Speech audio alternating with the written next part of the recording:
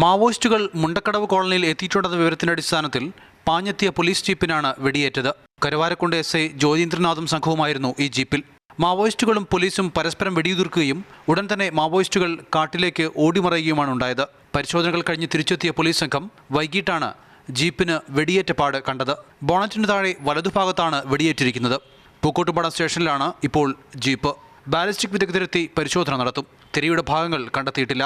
ഇന്നലെ രാത്രി 7:30യോടെയായിരുന്നു സംഭവം. മുണ്ടക്കടവ് ആദിവാസി കോളനിയിലെത്തിയ സായുധ സംഘം ഇവിടുത്തെ കമ്മ്യൂണിറ്റി ഹാളിൽ കോളനിവാസികൾക്ക് ക്ലാസ് എടുത്തു.